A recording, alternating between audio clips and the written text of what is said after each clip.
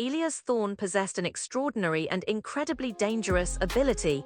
He could swap bodies with anyone. A simple touch, a shared breath, and he could inhabit another's life.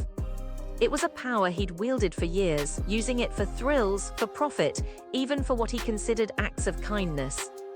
He'd rescued people from burning buildings by inhabiting the bodies of firefighters, averted disasters by taking control of expert pilots, and even, occasionally, rectified injustices by subtly influencing powerful individuals. He knew it was ethically ambiguous, a moral gray area he navigated with reckless abandon. However, his recklessness finally caught up with him. He'd been careless. He'd underestimated the fragility of his latest target, Arthur Penhaligon, a renowned but terminally ill artist. Arthur's body was ravaged by cancer, his lungs choked with tumors, his frail frame a shadow of its former glory.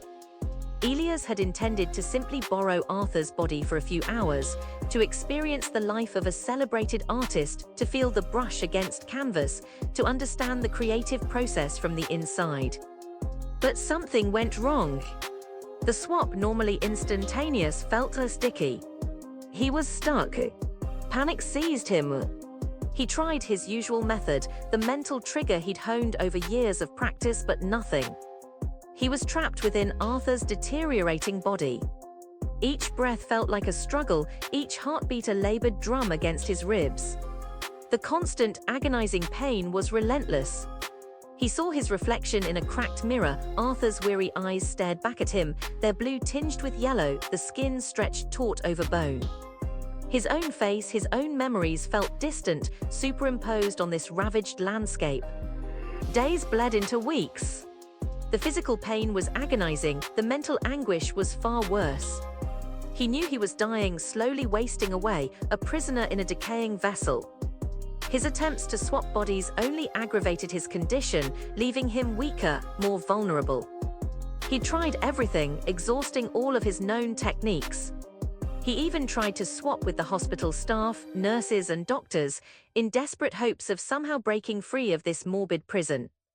But it was futile. His body, Arthur's body, simply refused to cooperate. He started to regret his arrogance, the countless times he'd played God.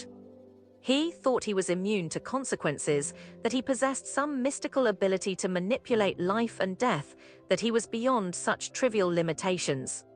His hubris had been his downfall.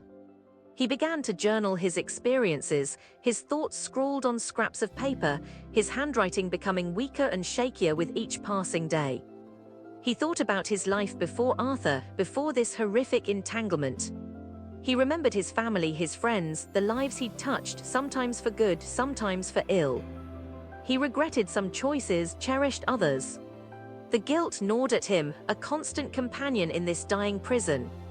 He sought solace in Arthur's art, finding a strange, paradoxical comfort in the vibrant colors and bold strokes that contrasted so sharply with his own failing state. He understood now the artist's vision, the passion, the raw emotion poured onto the canvas. It was a profound experience, a final act of connection before the end. He reached out to a trusted friend, a former associate who knew about his ability, a woman named Isabella Morrow. Through a series of coded messages, he pleaded for her help, his words laced with desperation and regret. But the help he needed was beyond her ability to provide, beyond the reach of any technology or science he knew of. He was trapped, utterly and hopelessly trapped. His final days were filled with an overwhelming sense of regret and peace.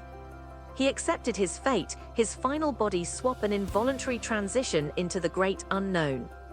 His story, a cautionary tale of unchecked power and reckless ambition, a testament to the unforeseen consequences of playing God. His last breath was a sigh, a silent acceptance of his inevitable end, a final surrender to the body that had become his tomb. His life, once filled with the thrill of endless possibilities, now ended with the bitter taste of irrevocable consequence.